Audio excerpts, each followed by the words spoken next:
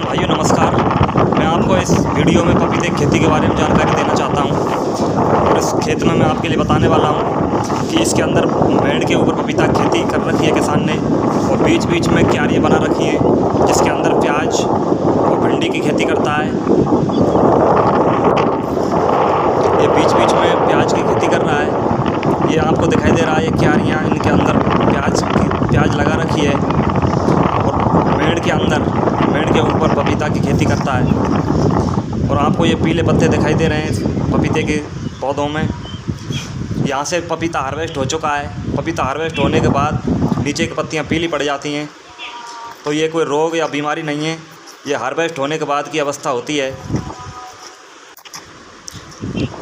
किसान भाइयों, इस वीडियो में हम आपके लिए बताएंगे पपीते की सामान्य तौर पर क्या क्या जानकारियाँ, जिससे आप पपीते की खेती अगर करना चाहते हैं तो किस प्रकार उसकी ज़मीन की आवश्यकता रहती है, कैसा तापमान रहता है, कैसी जलवायु हम इसको लगा सकते हैं और इसके अंदर कौन कौन सी समस्याएं हमारे सामने आती हैं अगर हम खेती करेंगे तो। तथा अगर हम पपीते की खेती करते हैं, अगर मेड़ पर करते हैं तो बीच बीच में हम कौन सी फसल इसमें ले सकते हैं, तो इसलिए हम आपको इसकी पूरी जानकारी दे रहे हैं और बता रहे हैं कि किस प्रकार एक किसान का जो अनुभव है। ये देखिए, इधर इसमें भिंडी की क्यारी है, टोटल भिंडी की फसल किसान ने लगा रखी है और उधर ये ग्वार की फली के लिए किसान ने इसमें फसल लगा रखी है।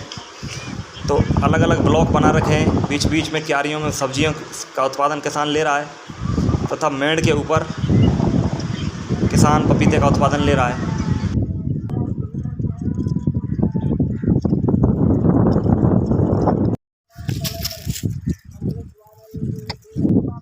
आज हम एक ऐसे पपीता खेत में आए हैं जहां पर पपीता के साथ साथ इंटरक्रॉपिंग भी हो रही है। इंटरक्रॉपिंग में हम आपके लिए दिखाएंगे भिंडी की फसल, भिंडी के साथ साथ प्याज की फसल तथा मेड़ों के ऊपर पपीता की खेती हो रही है। तो ये किसान एक साथ 3 फसल ले रहे हैं, उसका नमूना हम आपके लिए दिखाएंगे और पपीता की खेती की पूरी जानकारी हम आपको बताएंगे। तो किसान भाइयों,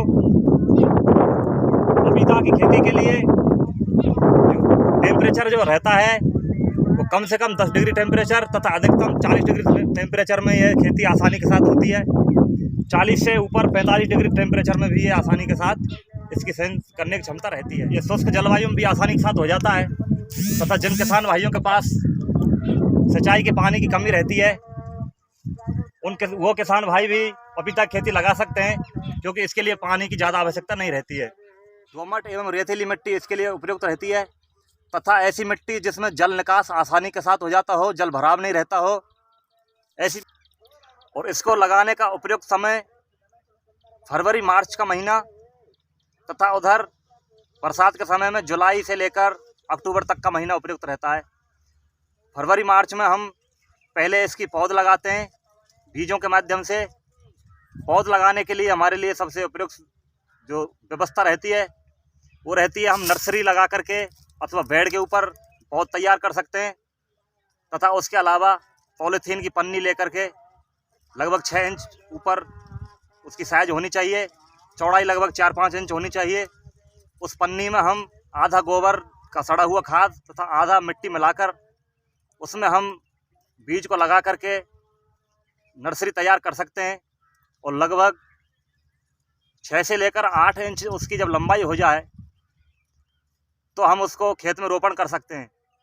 फरवरी मार्च में अगर हम नर्सरी लगा रहे हैं तो लगभग 6 या 7 महीने बाद हमें उसमें फूल की अवस्था प्राप्त होती है और फूल आने के 6 महीने बाद हमें फल प्राप्त होता है। अगर हम फरवरी मार्च में लगा रहे हैं तो गर्मियों में हमें इसका फल मिलेगा।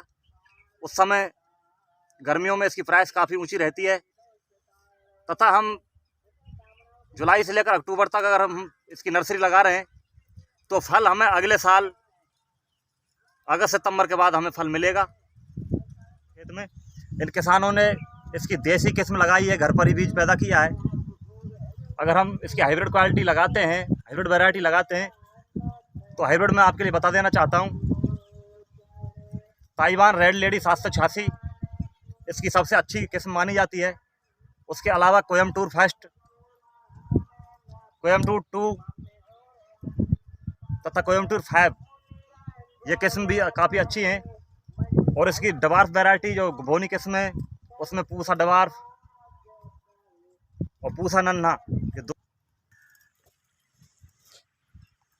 किसान भाइयों, ये जो फसल आपको दिखाई दे रही है, इसको लगभग 1 साल पूरा कंप्लीट हो चुका है। ये पिछली बार फरवरी मार्च में लगाई थी, ये अप्रैल का महीना चल रहा है।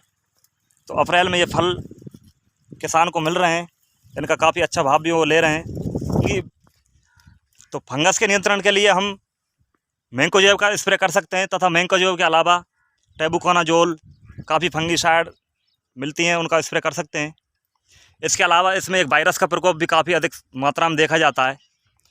वो लीफ कलर वायरस होता है, जिसको हम गुच्छा मुच्छा रोग के नाम से जानते हैं। उसमें ऊपर की पत्तियां इसमें गुच्छों का रूप ले लेती हैं।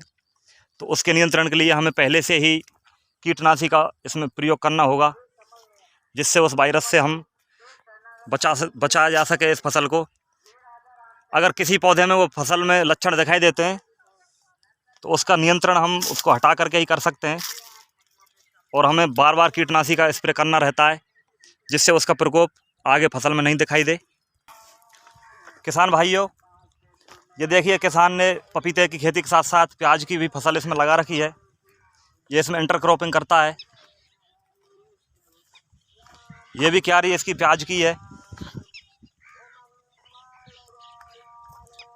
तो ये इसमें 2 तरीके से उत्पादन ले रहा है, सब्जी के रूप में प्याज का उत्पादन तथा फल के रूप में पपीते का उत्पादन ले रहा है। ये क्यारी है, इसमें सब्जी की फली के लिए ग्वार की फली का ये उत्पादन ले रहा है। इधर इस क्यारी में भिंडी की फसल लगा रखी है, और भिंडी की फसल अब हार्वेस्टिंग का इसका समय चल रहा है। फूल और फल दोनों इसमें दिखाई दे रहे हैं। आगे क्यारी में देखिए, इधर भी प्याज लगा रखी है। तो ये पूरा इन्होंने जो खेत है, इसका एक एक इंच ज़मीन ये काम में ले रहे हैं। खेत के बीच में प्याज, भिंडी और ग्वार की फली के साथ साथ बीच की मेड़ पर पपीते लगा रखे हैं। तो ये इनका काफ़ी यूनिक तरीका है खेती से पैसा कमाने का।